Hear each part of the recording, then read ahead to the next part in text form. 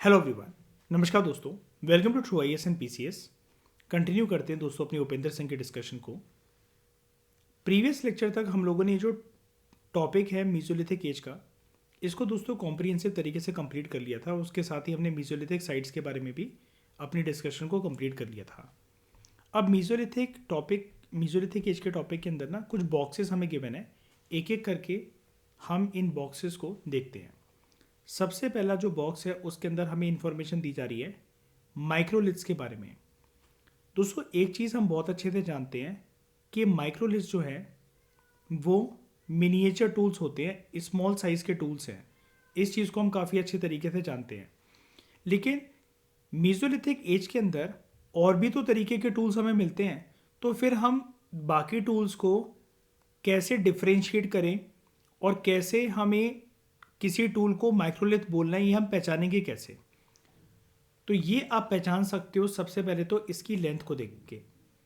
Microliths की जो length होती है, जैसा कि आर्कियोलॉजिस्ट ने इसको डिफाइन कर रखा है कि अगर कोई भी जो टूल है आपको 1 सेंटीमीटर मिनिमम और मैक्सिमम 5 सेंटीमीटर का अगर मिलता है आपको, 1 सेंटीमीटर से कम की हम क्यों नहीं बात कर रहे हैं, फिर वो स्टोन टूल किसी यूज़ का ही नहीं है।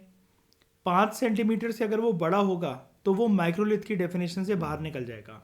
तो माइक्रोलिथ की जो लेंथ की जो रेंज होती है, it is from 1 centimetre to 5 centimetre.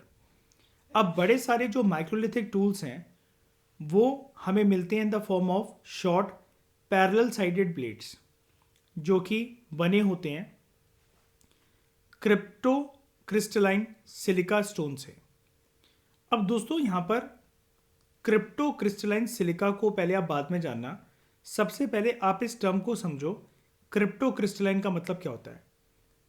यहां पर ये जो वर्ड है ना क्रिप्टो, क्रिस्टलाइन का मतलब तो हो गया चलो क्रिस्टल्स, लेकिन क्रिप्टो का मतलब ये है कोई भी एक ऐसा जो मटेरियल है वो इतने छोटे छोटे पार्टिकल से मिलकर बना हुआ है कि आप उसको नॉर्मल नेकेड आई से देख ही नहीं सकते हो।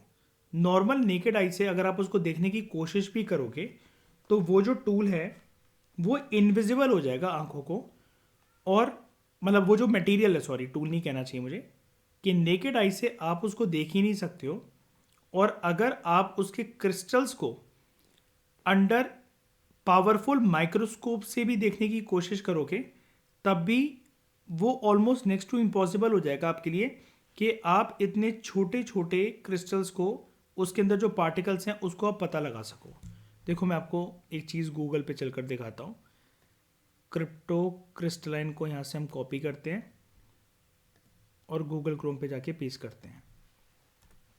ये देखो, क्रिप्टो क्रिस्टलाइन बेसिकली एक ऐसे टर्म को डिनोट करता है। यहाँ पर हम एक ऐसे रॉक की या मिनरल की बात करते हैं, उसके टेक्सचर की बात करते हैं, जहाँ पर क्रिस्टल जो हैं वो इस हद तक छोटे हैं कि these crystals are invisible to our naked आई।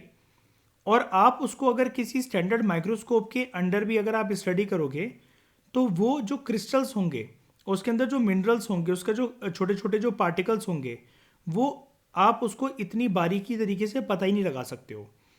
तो ये रिवील करता है क्रिप्टो क्रिस्टलाइन, अगर हम किसी रॉक को कहते हैं तो उसके अंदर फाइन ग्रेन्स हैं या उसके अंदर ग्लासी लुक है। और ये कुछ आपको रॉक्स के अंदर देखने को मिल जाता है, जैसे चर्ट, फ्लिंट स्टोन्स, चैलकडोनी जिससे एजेड और जेस्पर जिसकी कैटेगरी में आते हैं वो। तो ये दिखते कैसे हैं? देखो इसका सरफेस देखो आप कितना ज़्यादा स्मूथ है। हाँ, इसका आप सरफेस देखो कितना ज़्यादा स्मूथ है। अब हमें लग रहा है कि एक कॉमन सिंगुलर स्टोन ही है, कॉमन सिंगुलर मिनरल ही है, लेकिन इसके अंदर बहुत छोटे छोटे बारीकी पार्टिकल से कंबाइन होकर ये मिल रखा है। और अगर आप एक सिंगल पार्टिकल को अलग करके नेकेड आई से देखने की कोशिश करोगे तो वो आपको इतनी आसानी से नज़र आने भी नहीं आने वाला। और स्टैंडर्ड माइक्रोस्कोप के नीचे रख के कोशिश करोगे इसको देखने की, तब भी वो ऑलमोस्ट नेक्स्ट टू इम्पॉसिबल हो जाएगा। ये आपको एक मार्बल की तरह लग रहा होगा, लेकिन ये छोटे छोटे एक्चुअली क्रिस्टल्स और पार्टिकल्स से मिलकर बना होता है। ठीक है, उसको हम कहते हैं क्रिप्टो क्रिस्टलाइन। और जब हम यहाँ पर वर्ड यूज़ कर रहे हैं क्रिप्टो क्रिस्टलाइन सिलिका, तो इसके अंदर अलग अलग प्रकार के स्टोन्स और मिनरल्स की बात होती है। For example quartzite, chert, chalcedony, jasper और एजेड। माइक्रोलिथ्स जो होते हैं वो अपर पेलियोलिथिक एज के अंदर जो टूल्स मिलते थे उनका एक मिनिएचर वर्जन होते हैं। और यहाँ पर अपर पेलियोलिथिक एज के अंदर जो लोग टूल्स का इस्तेमाल करते थे लाइक ब्यूरेंस, पॉइंट्स और स्क्रेपर्स, इनका साइज जब छोटा होता है, कितना छोटा वो मैंने आपको बता दिया, 1 सेंटीमीटर से लेकर 5 सेंटीमीटर तक का, ऐसे मिनिएचर वर्जन के टूल्स को आप कहते हो माइक्रोलिथ्स। तो यहाँ पर जो मटेरियल है जो अपर पेलियोलिथिक एज में यूज़ होता था या ओवरऑल जो पेलियोलिथिक एज में जो यूज़ होता था, वो मटेरियल, वो जो स्टोन्स हैं वो तो इस ज़माने में भी यूज़ होते रहे हैं, लेकिन बस उसका जो साइज़ है वो 1 सेंटीमीटर से 5 सेंटीमीटर का जब इंसानों ने बना दिया तो उसको हम स्पेशल टर्म से डिनोट करते हैं माइक्रोलिथ बोलकर। ठीक है, लेकिन माइक्रोलिथिक टूल्स के अंदर एक स्पेशलाइज चीज़ ये भी आई कि यहाँ पर इंसानों ने मीजोलिथिक एज के अंदर जब माइक्रोलिथ टूल्स को बनाना शुरू करा तो उनको कुछ ज्योमेट्रिक शेप्स और ज्योमेट्रिक पैटर्न्स भी देना शुरू करे। यानी कि पहले पेलियोलिथिक एज के अंदर उनकी जो शेप्स थी वो काफ़ी ज़्यादा इरेगुलर थी, लेकिन अब वो रेगुलर शेप के यहाँ पर हमें देखने को मिलने लगे। जैसे कुछ कुछ होते थे, आधा जैसे चांद होता है, इस शेप के हमें कुछ माइक्रोलिथ्स देखने को मिलते हैं जिसको हम लूनेट्स कहते हैं। लूनेट जो वर्ड है वो लूनर से निकला हुआ है, और लूनर जो वर्ड है it is associated with moon. ठीक है, और ये क्योंकि आधा मून है, कटा हुआ मून है, तो उसको हम क्रिसेंट शेप के टूल्स भी कह सकते हैं। ट्रायंगुलर शेप के आपको देखने को मिलते हैं, रोम्बॉइड शेप के आपको देखने को मिलते हैं, ट्रेपीजियम शेप के ट्रेपीज आपको देखने को मिलते हैं, ट्रेपेजॉइड्स देखने को मिलते हैं। तो माइक्रोलिथ्स जो हैं, ऐसा नहीं है कि सभी के सभी माइक्रोलिथ्स को इंसानों ने geometric shapes and geometric patterns के अंदर ही बनाया था। हमें ऐसे माइक्रोलिथिक टूल्स भी देखने को मिलते हैं जो कि non geometric shapes and sizes के थे। ठीक है, सबसे पहले आप इस इमेज की तरफ यहाँ पर देखो ये जो माइक्रोलिथिक टूल्स हैं ये ट्रायंगुलर शेप के हैं। इनको हम कहते हैं ट्रेपीज, यानी कि आ रहे हैं ट्रायंगुलर पैटर्न की तरह, लेकिन आगे से पॉइंटेड नहीं है, ये कुछ ऐसे आपको देखने को मिलते हैं, इसको हम ट्रेपीज कहते हैं। ठीक है, और ये कुछ ब्लेडलेट्स हैं जो कि पॉइंटेड हैं। लूनेट्स हैं जिसको हम बोल रहे थे कि लूनेट जो हैं वो आधा चांद जैसे कटा होता है उसकी तरह देखने को मिलते हैं, क्रीसेंट शेप के आपको देखने को मिलते हैं, आधा चंद्रमामा की तरह। फिर ये ट्रांसफर्स एरो हेड्स हैं, सेरेटेड ब्लेडलेट्स हैं, ऑल है, ट्रंकेटेड ब्लेडलेट्स हैं। ये सारे के सारे नाम हैं जो आर्कियोलॉजिस्ट इनको देते हैं, जैसे bladelets with marginal retouch, convex shaped scraper, normal bladelet, end scraper, bifacial point, यानी कि दोनों जगह से ये मतलब एक जगह से इसको ऐसा फ्लैट सरफेस बनाया हुआ है, दूसरी जगह से यहाँ पर काम करा गया है, लेकिन जब आप इसको एक साइड एंगल से देखोगे तो ये इस साइड से भी पॉइंटेड है, इस साइड से भी पॉइंटेड है, इस साइड से भी पॉइंटेड है, इसलिए इसको बाई फेशियल पॉइंट कहा जाता है। ये साइड स्क्रेपर है, फ्लूटेड कोर है। उसके बाद यहाँ पर आपको एक सिकल देखने को मिलता है जो कि माउंट करा गया है माइक्रोलिथिक ब्लेड्स में इनटू अ वुडन शाफ्ट, यानी कि इंसान जो है इससे कुछ हैंडल्स वगैरह भी बनाते थे डिगिंग करने के लिए। ठीक है, आगे चलकर न्यूलिथिक एज के अंदर इंसान हार्वेस्टिंग वगैरह करते थे, या फिर उनको किसी क्रॉप्स को, प्लांट्स को गैदर करना है तो उसके लिए कुछ कर्व्ड सिकल का भी इस्तेमाल करा जाता था। ठीक है, और कुछ हारपून्स जो हैं, ठीक है, वो भी माउंट करी जाती थी विद ट्रायंगुलर पैटर्न, जैसे आप यहाँ पर देख सकते हो। यहाँ पर आपको एक ट्रायंगुलर पैटर्न देखने को मिल रहा है, इस जगह पर मिल रहा है, साइड के एजेस में आपको यहाँ पर ट्रायंगुलर पैटर्न देखने को मिल रहे हैं। ठीक है, तो ये माइक्रोलिथिक जो टूल्स हैं ये अलग अलग प्रकार के आपको यहाँ पर देखने को मिलते थे मीसोलिथिक एज के अंदर। ठीक है, अब सवाल ये उठता है ऐसे छोटे छोटे टूल्स का इंसान करते क्या थे। ठीक है, तो ये चीज़ हमें पता लगती है एथनोग्राफिक एविडेंसेस से। जैसे आज भी उस एरिया के अंदर जहाँ पर हमें माइक्रोलिथिक टूल्स देखने को मिले हैं, अगर आज भी हम उन एरियाज़ के अंदर चलकर कुछ लोगों के रहन सहन को देखें, हंटर गैदरर्स की स्टाइल्स को समझें, ट्राइबल लोगों की लाइफस्टाइल को समझें, और उसके साथ अगर हम आर्कियोलॉजिकल डेटा को कंबाइन कर दें तो हमें ये पता लगता है कि दुनिया के अलग अलग कोनों में जो कम्युनिटीज़ आज भी जो रह रही हैं तो वो आज किस प्रकार के टूल्स को यूज़ करती हैं, स्टोन टूल्स को। उससे हम पुराने ज़माने के लोगों के बारे में, उनकी डेली लाइफ के बारे में पता लगा सकते हैं कि वो इन सब टूल्स का क्यों इस्तेमाल करते होंगे। अब कुछ जो माइक्रोलिथिक टूल्स हैं, ऐसा आर्कियोलॉजिस्ट का और एथनोग्राफिस्ट का मानना है कि वो अपने आप में टूल्स की तरह होते थे। अपने आप में टूल्स की तरह मतलब ये है कि आप उसको किसी चीज़ के अंदर अटैच नहीं कर रहे हो। लेकिन कुछ ऐसे भी थे जिनको आप किसी चीज़ के साथ अटैच करने के बाद ही आप यूज़ कर सकते हो। ठीक है, जैसे एक लकड़ी का डंडा है, उसके अंदर आपने आगे चल मतलब ये एक वुड है, आगे जाकर आपने इसके अंदर एक माइक्रोलिथ टूल को फंसा दिया। तो ये जो है ये एक माइक्रोलिथ टूल है, और ये जो है ये एक वुडन हैंडल है। हैंडल वुड का होने के अलावा एक बोन हैंडल भी इस्तेमाल करा जा सकता था इंसानों के द्वारा, जैसा कि वो करते भी थे। और ऐसे टूल्स को हम कॉम्पोजिट माइक्रोलिथ टूल कहते हैं, यानी कि एक जो है नीचे की साइड पर आपने कुछ ही किसी और मटेरियल को इस्तेमाल कर रखा है, ऊपर की साइड पर एक आपका माइक्रोलिथ टूल है। अब माइक्रोलिथिक टूल जो है वो नीचे की साइड पर होल्ड करने में थोड़ा सा मुश्किल देगा, और वो पॉइंटेड है, छोटा है।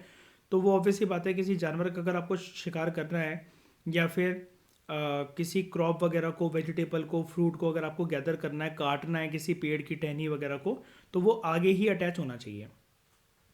कुछ कुछ इंस्टेंसेस में हमें ओरिजिनल हाफ्ट भी देखने को मिल रखे हैं, यानी कि जैसे इंसान वैसे बनाते थे और वो अभी तक डिस्ट्रॉय नहीं हो रखे हैं, तो वो भी हमें बहुत सारी साइट से देखने को मिले हैं। तो माइक्रोलिथिक जो टूल्स हैं, जो कि कॉम्पोजिट टूल्स की तरह यूज़ करे जाते थे इंसान के द्वारा, उससे इंसान स्पीयर हेड्स बनाते थे, भाला वगैरह। ठीक है, जैसे ये उन्होंने एक वुड का बड़ा सा एक बेस बनाया, उसके आगे चलकर एक पॉइंटेड मीजोलिथिक टूल जो है उन्होंने यहाँ पर अटैच करा। ठीक है, स्पीयर हेड्स बनाने के लिए, एरो बनाने के लिए नाइफ्स, डैगर्स, सिकल्स और एड्जेस। ठीक है, ये एड्जेस क्या होते हैं ये मैं आपको दिखाता हूँ कि ये टर्म को शायद से आप पहली बार सुन रहे हो। दिस इज एड्जेस, एक प्रकार की एक्स, कुल्हाड़ी जैसे होती है। तो एंशियंट टाइम में जैसे क्या है कि आपने पीछे एक वुडन हैंडल अटैच कर दिया, और आगे चलकर आपने क्या करा कि एक जो माइक्रोलिथिक स्टोन टूल है, आपने उसको जाके अटैच कर दिया। ठीक है, अब ये कुल्हाड़ी क्या है, नॉर्मल कुल्हाड़ी आगे से पैनी होती है, लेकिन ये एड्जेस को एक्स क्यों नहीं कह सकते हैं, क्योंकि एक्स जो है वो पैनी है, वो किसी चीज़ को ठोकने के काम आएगी, लेकिन ये जो एड्जेस होती हैं किसी चीज़ को छीलने के काम आती है। ठीक है, जैसे अगर आप यहाँ पर एक लकड़ी को छील रहे हो, तो ये गोल गोल गोल गोल मुड़ते मुड़ते आएगी यहाँ पर, ऐसे करके इसका रोल रोल रोल बन जाएगा। ठीक है, तो इंसानों के वेरियस पर्पसेस के लिए, उनकी एक्टिविटीज़ के लिए इस प्रकार के टूल्स वो बनाते थे। अब एक अनुमान आर्कियोलॉजिस्ट के द्वारा ये भी लगाया जाता है कि ये पॉसिबिलिटी हो सकती है कि इंसान जो है माइक्रोलिथिक टूल्स के टिप पर जहर को यूज़ करते होंगे, किसी ना किसी प्रकार का जहर लगाते होंगे, ताकि वो एक उनके लीथल इफेक्ट का एक वेपन बन सके। जैसे मतलब मान लो ये आपके पास एक स्पीयर हेड या एरो हेड है, आपने इसके टिप पर क्या करा, यहाँ पर एक पॉइजन लगा दिया, आपने इसके यहाँ पर पॉइजन लगा दिया। तो जब भी कोई एनिमल है, ठीक है, कोई सा भी अगर एक एनिमल है, और आप उस एनिमल का अगर आप शिकार कर रहे हो, जैसे ही इसके ये भाला पड़ेगा, तो वो एक एक तो काम करेगा कि एक पैनी चीज़ उसको चुभी है, तो वो वहीं ढेर हो जाएगा। प्लस अगर पॉइजन गया अगर उसकी बॉडी के अंदर, तो वो थोड़ी देर में तड़प तड़प कर मर भी जाएगा। तो माइक्रोलिथ जो थे वो कभी कभार वुडन हैंडल के अंदर भी अटैच करे जाते थे, ताकि इंसान उसे एक सिकल के तौर पर यूज़ कर सके for harvesting plants, for cutting plants.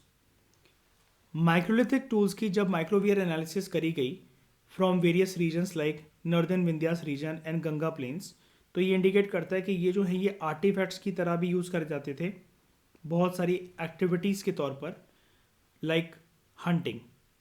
Ethno archaeological research methods हमें ये भी बताते हैं, और आर्कियोलॉजिस्ट की रिसर्च हमें ये भी बताती है कि जो ट्राइबल कम्युनिटीज़ आज भी इन एरियाज़ में रह रही है जहाँ से हमें ये माइक्रोलिथिक टूल्स के जो एविडेंसेस देखने को मिलते हैं, ये चीज़ शो करती है कि पुराने ज़माने के जो लोग हैं वो माइक्रोलिथिक टूल्स को जिस प्रकार से यूज़ करते थे, आज भी जो कम्युनिटीज़, ट्राइबल कम्युनिटीज़ वहाँ पर रह रही हैं, तो उनका जो स्ट्रैटेजी है, उनकी जो स्ट्रैटेजी है सेम तरीके से टूल्स को यूज़ करने की, तो वो एक तरीके से बोरोड लेगेसी है।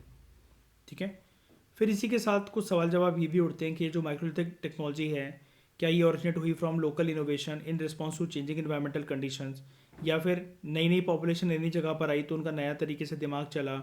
ठीक है, नई तरीके की हैबिटेशंस को जब उन्होंने एक उसकी तरफ अपने आप को ढालने की कोशिश करी तो उन्होंने ये माइक्रोलिथिक टूल्स बनाए, या फिर ये बहुत सारे कॉम्बिनेशन ऑफ फैक्टर्स की वजह से इंसानों ने माइक्रोलिथिक टूल्स बनाए।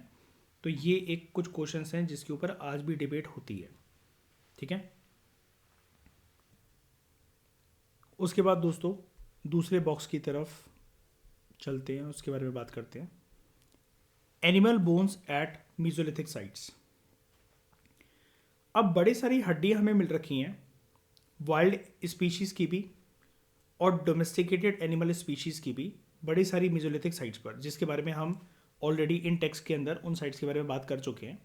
लेकिन यहाँ पर राइटर आपको एक दूसरे तरीके का पर्सपेक्टिव यहाँ पर दे रहे हैं कि जो एनिमल्स हमें, चाहे वो वाइल्ड एनिमल्स हों चाहे वो डोमेस्टिकेटेड एनिमल्स हों, जो हमें कुछ मीजोलिथिक साइट्स पर मिले हैं, उनको क्वेश्चन करा गया है। क्योंकि एक्सपर्ट्स के यहाँ पर जो ओपिनियन है उनके अंदर एक डिफरेंस है कि एनिमल्स की स्पीशीज़ को जब आइडेंटिफाई करा जाता है, फॉर एग्जांपल जैसे हड्डी क्या बकरी की है या फिर भेड़ की है,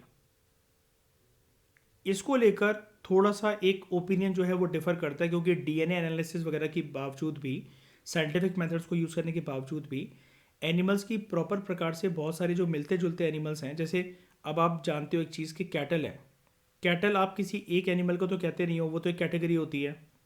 तो उसके अंदर अगर कभी काऊ के एविडेंसेस देखने को मिल रहे हैं, कुछ बफेलो के एविडेंसेस देखने को मिल रहे हैं, तो जो जीनस था उनका पुराना, यानी कि जो उनके जीन्स हैं, वो आगे चलकर थोड़ा सा उसके अंदर एक ट्रांसफॉर्मेशन भी देखने को मिली है। तो इन सब चीज़ों की वजह से थोड़ा सा विज्ञान भी हमें फेल होता हुआ नज़र आता है कि प्रॉपर तरीके से हम आइडेंटिफाई नहीं कर सकते हैं। और यही चीज़ एक्सपर्ट्स के ओपिनियन के अंदर हमें देखने को मिलती है। एक एक करके कुछ साइट्स के बारे में बात करते हैं। सबसे पहले हम बात करते हैं बगोर साइट के बारे में, जो कि राजस्थान में लोकेटेड है। यहाँ पर जो मीजोलिथिक एज की जो डेट है वो 5th and 4th millennium BC है। यहाँ पर एनिमल बोन्स को लेकर कुछ डिफरेंसेस हैं, उसके अंदर कुछ एक्सपर्ट्स के बारे में आपको बताया जा रहा है। जैसे पीके थॉमस जो थे, उन्होंने यहाँ पर आइडेंटिफाई करा डोमेस्टिक कैटल को। अब वो जो डोमेस्टिक कैटल है जिसके मतलब बोन्स जो हैं वो रिजेंबल करते हैं आज के कैटल से, वो सिर्फ 15.7% एक रिजेंबलेज है, एक रिजेंबल करने वाली चीज़ है जो उनको देखने को मिलती है कि आज का जो कैटल है, अगर उसके जीन्स को अगर आप स्टडी करोगे तो जिसको डोमेस्टिकेटेड कैटल कई सारे हिस्टोरियंस मानते हैं, कई सारे आर्कियोलॉजिस्ट मानते हैं, तो there is only 15.7% of the identifiable bones in the assemblage. यानी कि उसका जो पूरा ढांचा मिल रखा है हमें कैटल का, पूरी हड्डियाँ को अवशेष जो हमें मिल रखे हैं, 15.7% बेसिस पे आप उसको एक कैटल मान सकते हो, डोमेस्टिकेटेड कैटल मान सकते हो। शीप्स और जो गोट्स हैं वहाँ पर एक डिफरेंस ये है, जैसा कि मैं अभी आपको बता रहा था, 64.4%। क्योंकि हमेशा ये पॉसिबल नहीं है कि आप प्रॉपर तरीके से डिफ्रेंशिएट कर सको कि क्या चीज़ भेड़ है हड्डी के बेसिस पर और क्या चीज़ गोट है, ठीक है, क्या चीज़ बकरी है। यहाँ पर हमें कुछ बोन्स भी मिल रखे हैं जंगली सूअर के और नॉर्मल पिग के, बफेलो के, black buck, gazelle, spotted deer, sambar, hare, Indian grey mongoose, Indian fox, जो कि रिजेंबल करते हैं सिर्फ 0.5% ऑफ द करंट स्पीशीज़, जो कि आज जिनको हम sambar deer, Indian fox, Indian grey mongoose कहते हैं। दूसरी स्पीशीज़ जो यहाँ पर मिल रखी हैं आर्कियोलॉजिस्ट को, they are porcupine, rat, tortoise, fish and frog. अब एक और आर्कियोलॉजिस्ट हैं जिनका नाम है DR शाह। DR शाह का ये मानना है कि इस प्रकार की डोमेस्टिकेटेड स्पीशीज़ जो हैं वो नहीं एग्जिस्ट करती थी, ठीक है। उनका ये मानना है, उनका रिसर्च का ये मानना है, वो अपने रिसर्च वर्क में ये मेंशन नहीं करते हैं occurrence of domesticated species, but वो सिर्फ लिस्ट करते हैं रिवर टर्टल को और मॉन्टर रिजार्ड उनको मिल रखी है, उसके एविडेंसेस हमें मिल रखे हैं। लेकिन वहीं पर पीके थॉमस जो हैं वो इतने सारे डोमेस्टिकेटेड एनिमल्स, डोमेस्टिकेटेड कैटल के हमें लिस्ट बताते हैं। वहीं पर DR शाह की सेम साइट पर स्टडी करने के बाद बगोर में, जो कि राजस्थान में है, वहाँ पर सिर्फ उनकी लिस्ट में 2 ही एनिमल्स जो हैं, 2 ही स्पीशीज़ जो हैं वो शामिल हैं, ठीक है। उसके बाद तिलवाड़ा, जो कि बरमेर डिस्ट्रिक्ट के अंदर है, राजस्थान के अंदर। यहाँ पर एक आर्कियोलॉजिस्ट की जो टीम है जो कि काम कर रही थी अंडर वीएन मिश्रा, उन्होंने हमें ये बताया कि जो लेट मीजोलिथिक लेवल था, जिसकी डेट थोड़ी सी अनसर्टेन है, वहाँ पर हमें एविडेंसेस देखने को मिलते हैं जो कि लेट मीजोलिथिक लेवल से बिलोंग करती हैं। सारी एनिमल की स्पीशीज़ के एग्जिस्ट करा करती होंगी लेट मीजोलिथिक एज के अंदर। वाइल्ड गोट, कैनेड जो कि एक प्रकार का जैकल है, या डॉग भी हो सकता है। अब देख रहे हो यहाँ पर कन्फ्यूजन है कि जैकल है कि डॉग है। Pig, spotted deer, hog deer, mongoose और डोमेस्टिकेटेड हम्प्ड कैटल। ठीक है। तो जो थॉमस हैं, पीके थॉमस, ये बगोर में जब इनकी स्टडी कंप्लीट हो गई थी, इन्होंने अच्छे से देख लिया था, लिस्ट बना ली थी एनिमल्स की। बगोर भी राजस्थान में है, तिलवाड़ा भी राजस्थान में है। तो वीएन मिश्रा इतने सारे एनिमल्स को लिस्ट करते हैं। बगोर के अंदर पीके थॉमस ने इतने सारे एनिमल्स को लिस्ट करा, वहीं पर डीआर शाह ने लिस्ट करा सिर्फ 2 एनिमल्स को। तिलवाड़ा के अंदर वीएन मिश्रा लिस्ट कर रहे हैं इतने सारे एनिमल्स को, लेकिन वहीं पर जो पीके थॉमस जी की जो लिस्ट है वो कहते हैं कि तिलवाड़ा के अंदर सिर्फ एविडेंसेस मिल रखे हैं कैटल के और गोट और शीप के। तो ये एक डिफरेंस ऑफ ओपिनियन जो होता है वो एक्सपर्ट्स के अंदर उनके रिसर्च के अंदर थोड़ा सा हमारे अंदर एक कन्फ्यूजन क्रिएट करता है।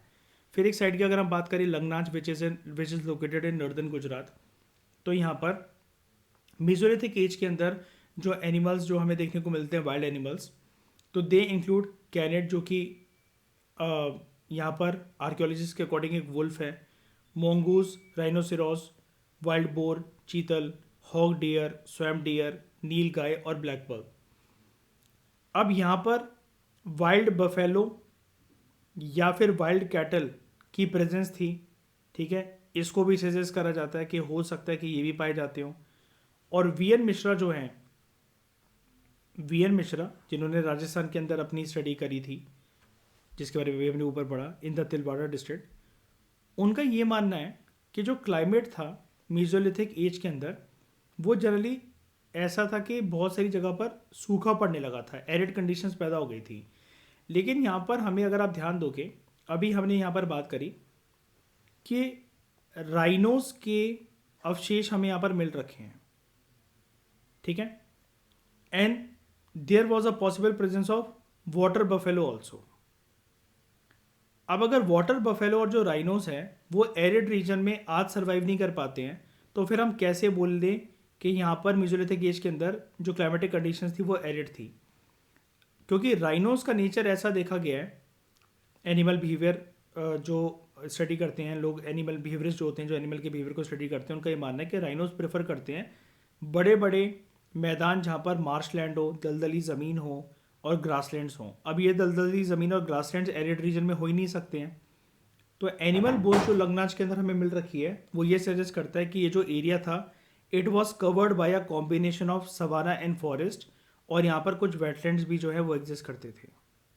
ठीक है, उसके बाद बात आती है कनेवाल की, जो कि नॉर्दर्न गुजरात के अंदर एक रीजन है। इस साइड के अंदर हमें एविडेंसेस मिलते हैं of bones of rhinoceros, buffalo, spotted deer, swamp deer, nilgai और wild boar. Bones domesticated cattle के, शीप के, गोट्स के, बकरियों के, ये भी आइडेंटिफाई करे गए हैं। और कैमल बोन्स भी हमें यहाँ पर देखने को मिलते हैं, which is very interesting and it shows कि लोग जो है इन एनिमल्स को यूज़ करते थे। फिर गुजरात के अंदर ही एक और साइट है, 2 साइट है एक्चुअली, लोतेश्वर और रतनपुर। यहाँ पर हमें बोन्स मिले कुछ डोमेस्टिकेटेड शीप के, गोट के और कैटल के। उसके बाद अगर हम बात करें आदमगढ़ की, which is the site in Madhya Pradesh, यहाँ पर हमें domesticated cattle, sheep, goat, pig, dog के बोन्स मिल रखे हैं। वाइल्ड एनिमल्स के भी मिल रखे हैं like spotted deer, barasingha, sambar, porcupine, hare, lizard and species of genus equus. ठीक है, ये जीनस इक्वस क्या होता है ये मैं भी आपको दिखाता हूँ, just a minute.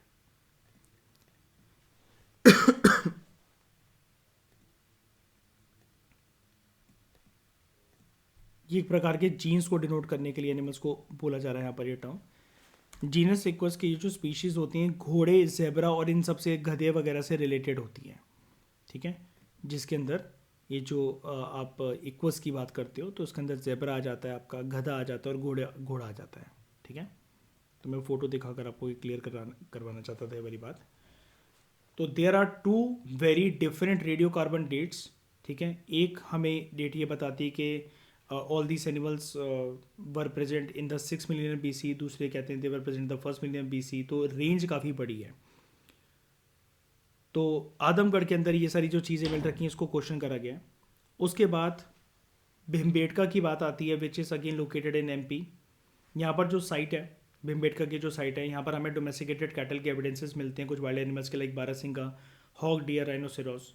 And it is interesting to note that कि जो ये मिजोलिथिक पेंटिंग्स हमें मिल रखी है भीमबेटका की साइट पर, जिसके बारे में हम आगे चलकर एक बॉक्स में बात करेंगे, और not in the box but एक मिजोलिथिक एज की पेंटिंग के बारे में एक टॉपिक गिवन है हमारे अगला जो टॉपिक है इसी चैप्टर के अंदर, तो आपको वो बहुत अच्छे से ज़्यादा एनालिसिस समझ में आएगी।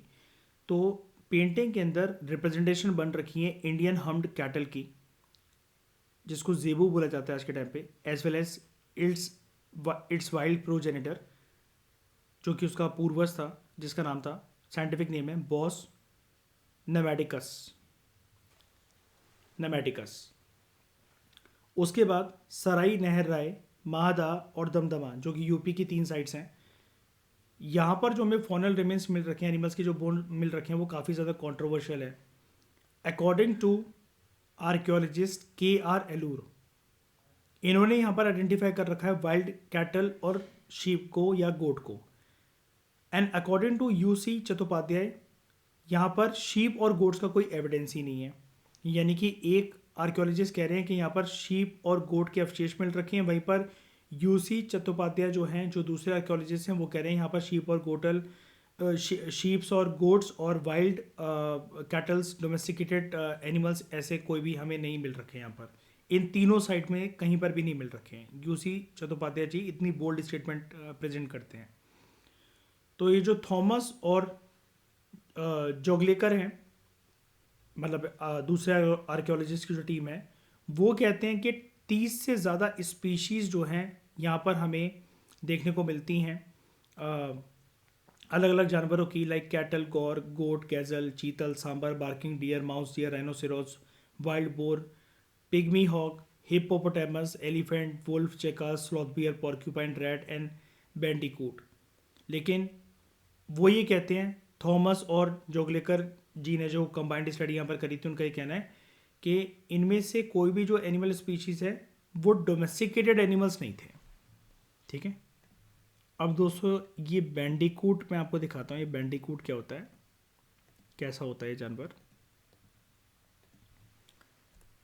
दिस इज बैंडिकूट रैट, ठीक है। इसका जो मुंह होता है वो कुछ इस प्रकार का होता है। दिस इज बैंडिकूट रैट, ठीक है। उसके बाद बात आती है चौपानी मांडो की, जो कि उत्तर प्रदेश में है। यहाँ पर बोन्स मिल रखी हैं आर्कियोलॉजिस्ट को ऑफ वाइल्ड कैटल और गोट और शीप, ठीक है। लेकिन बात यही है कि आपने इस टॉपिक से ये सीखा कि हर एक जगह की साइड पर जैसे जो आर्कियोलॉजिस्ट बोल देते हैं कि इस एनिमल की बोन मिल रखी है, उस एनिमल की बोन मिल रखी है, दूसरे आर्कियोलॉजिस्ट की टीम ये बोल रखी है नहीं, ऐसा कुछ भी नहीं है। तो ये एक प्रकार से आपके और मेरे जैसे जो रीडर होते हैं उनके मन के अंदर एक कन्फ्यूजन की स्थिति जो है वो पैदा करता है, ये सारी तरह की रिसर्च फाइंडिंग्स और जो एनालिसिस होती हैं, ठीक है। तो इस डिस्कशन में दोस्तों फिलहाल इतना ही। Thank you very much for discussion.